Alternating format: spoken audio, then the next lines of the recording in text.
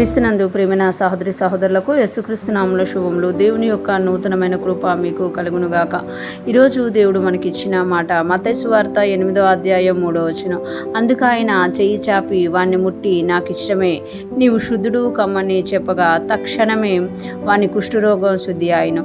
ఈ మాటలు మనం మత్తయి సువార్తలో చూస్తున్నాము. ఇక్కడ మనం చూసుకుంటే యేసయ్య ఎప్పుడైతే కొండ మీద ప్రసంగం చేసి కిందకి దిగుతున్నారో ఆ టైంలోనే ఒక కుష్ఠరోగం గల వ్యక్తి వచ్చి యేసయ్య ముందు నిలబడి మోకాళ్ళుని నీకు ఇష్టమైతే నన్ను శుద్ధినిగా చెయ్యి ప్రభువా అని అడిగినట్టుగా మనము చూడగలమన్నమాట. అంటే అప్పటి వరకు కుష్ఠరోగము ఒకరు ముడితే శుద్ధి అవుతుంది అని తెలియదు. కానీ ఈ వ్యక్తి ఎప్పుడైతే కొండ మీద ప్రసంగము ఆయన విని, అంటే ఆ వెనక ఉండి ఆ కొండలలో ఉండి విని ఒక విశ్వాసం వచ్చిన వాడే యేసయ్య ముందుకు వచ్చినట్లుగా మనము చూడగలం అనమాట. ఇక్కడ చూస్తే అందుకైన చెయ్యి చాపి ఎప్పుడైతే నీకు ఇష్టమైతే నన్ను శుద్ధినిగా చేయగలవని అని అడిగారో అందుకైన చెయ్యి చాపి వాడిని ముట్టి నాకు ఇష్టమే అని చెప్తున్నారు. అంటే మామూలుగా కూడా యేసయ్య అతన్ని శుద్ధుడు చేయొచ్చు, కానీ కుష్ఠరోగం వచ్చిన వెంటనే వాళ్ళు ఊర్లో నుండి బయటికి వెళ్ళిపోవాలి, ఆ కొండల్లో నివసించాలి, వారిని ఎవ్వరు కూడా ముట్టుకోరు అనమాట. ఇంకొకటి వారిని చూసినప్పుడు ఎవరైనా వారిని చూసినా కూడా ఎవరైతే కుష్ఠరోగంతో ఉంటారో వాళ్ళు ఏమనాలంటే నేను అపవిత్రుడిని అనుకొని తన పెదవులు మూసుకొని తన కళ్ళు మూసుకొని వెళ్ళిపోవాలి అని రాయబడి ఉంటుంది అనమాట మనకు పాత నిబంధన.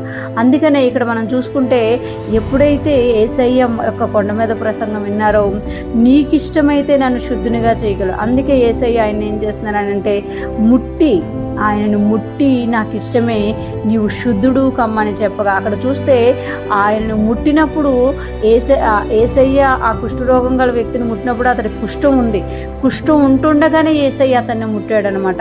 అంటే చాలామంది కూడా దేవునిలో మనం ఉంటాం, కానీ ఆ ప్రేమను చూపించగలగాలి అని ఇక్కడ యేసయ్య చూపిస్తున్నారు. అంటే ముట్టి నాకు ఇష్టమే అని చెప్తున్నారు అనమాట. అంటే దూరముగా ఉండి ఏదో మాటలతో కాకుండా ఆయన చేతలతో ప్రేమను చూపిస్తున్నట్టుగా మనం చూడగలం. నీవు శుద్ధుడు కమ్మని చెప్పగా తక్షణమే వాని కుష్ఠరోగం శుద్ధి అయ్యును. వెంటనే శుద్ధి అయిందంట ఆ క్షణమే. అంటే యేసయ్య ఎప్పుడైతే అతన్ని ముట్టి శుద్ధి చేశాడో వెంటనే శుద్ధి అయినట్టుగా మనం చూడగలం అనమాట.